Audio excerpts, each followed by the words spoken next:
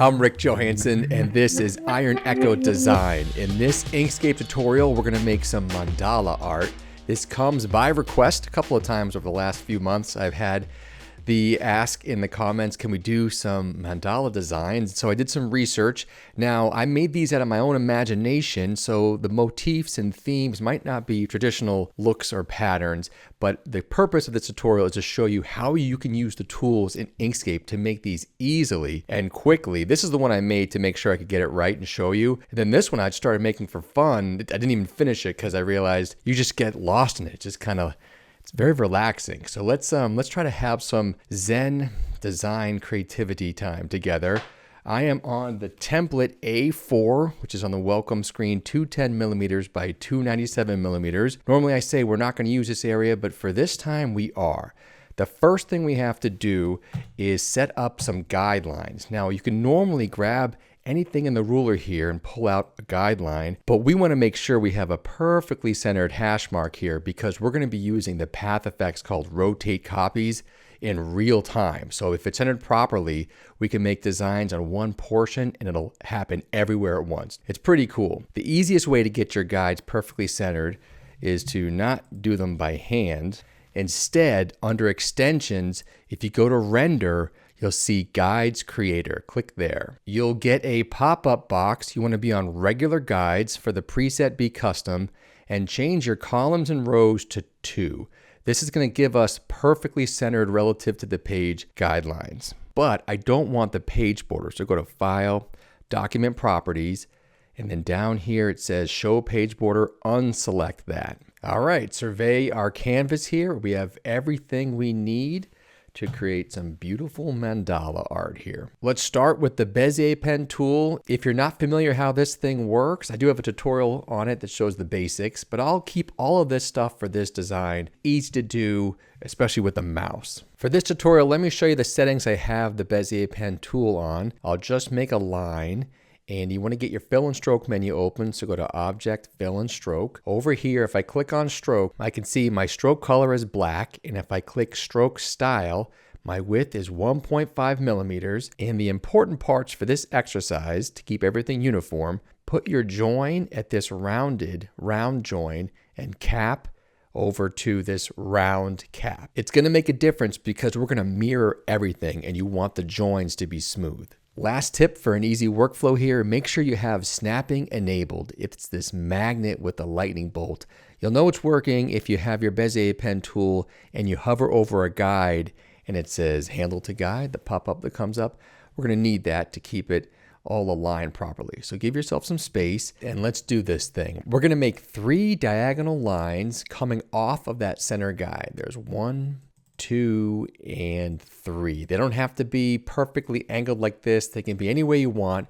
This will represent 3 tiers to the mandala design. Grab all of them, Control G to group them together, and here's the first step. Go to Path, Path Effects.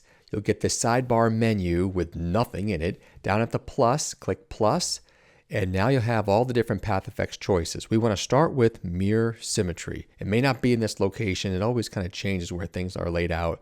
Click mirror symmetry, and there you go. It reflects it across the center line because the mode that we're on is freely defined mirror line. That's all we want. Don't click on anything else. Leave them all unselected and don't worry about the coordinates there. The trick, the magic to this method that we're doing is we're going to also add another path effect. So go back and click Add Path Effect. Go down to Rotate Copies or wherever it is for you. And it looks like a mess, but that's okay. If you've never used Rotate Copies, the last couple tutorials on this channel, we did a lot with this tool. Go to Edit Paths by Node, grab that center diamond, and put it on the center. It should snap right in there pretty well. And here we go. With the Edit Paths by Node, grab your first one. You can bend it as you please. Hit a node, and you can see it all moves in real time. Go to the next one.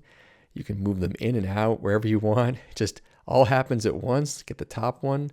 Let's connect these two actually, and we'll make it kind of wide like that. I just love how it all works together nice and smooth. If you want, you can double click on the top. See how I have that one, both nodes show up, and do Control D.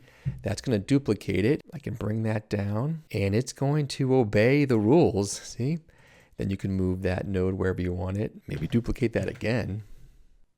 I think I'll make another one of these. So Control D. This time I'll just drag the bottom one. You see how it's turning red and trying to grab onto a near node? You can always turn snapping off temporarily if you want to have more freedom. I'll show you how to rotate it. Grab everything together, Control G to group it. Click it one time, you'll get a handle. If you hold Control, it will rotate in clicks. So I have Control held, 1 click, 2 click. That's where I want to go. It doesn't look exactly, is it?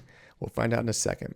I'll zoom in a bit. Now, hopefully, it's not going to mirror automatically. So I go back to my Bezier pen, and I'll throw in, oh, my snapping's off. Snapping back on, and I'll throw in more lines. They don't have to connect. They can be anywhere.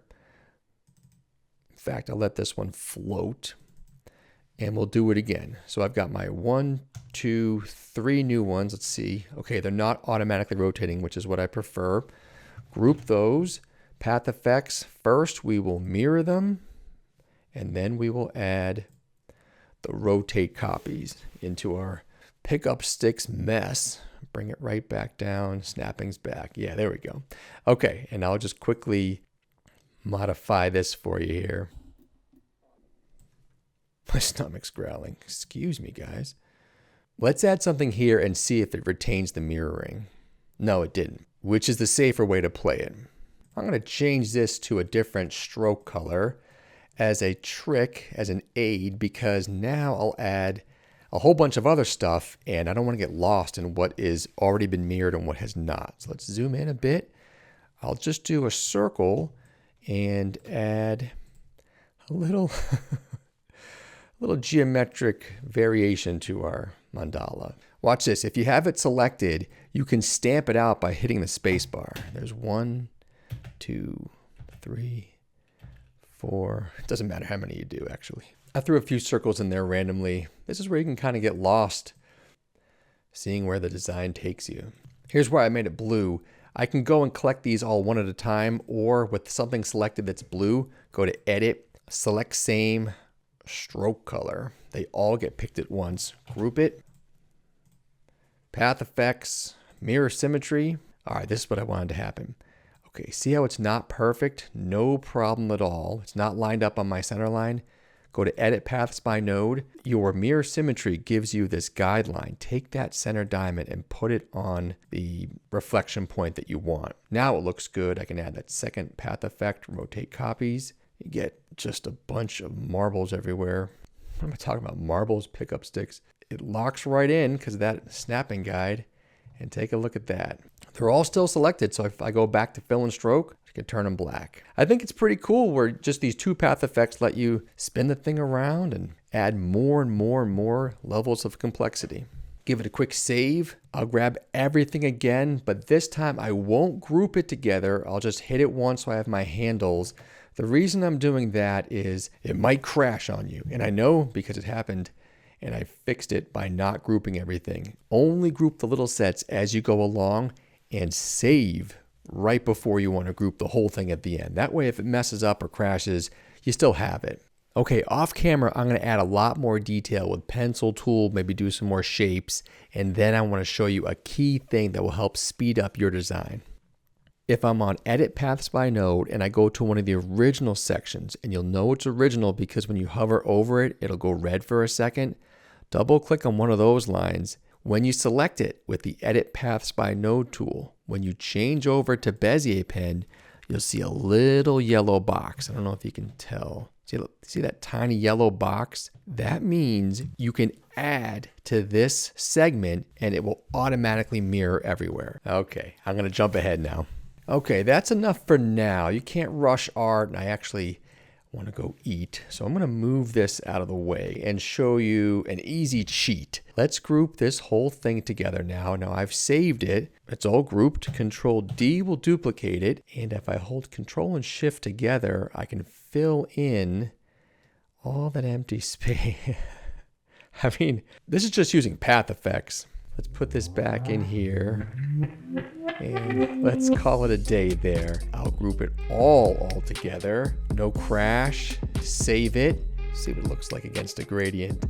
I mean, we rushed this one. I just wanted to show you the steps on how you can do it so you can take your time, have fun with it, put some music on, and make some art using the tools that Inkscape gives you. So, see you next time.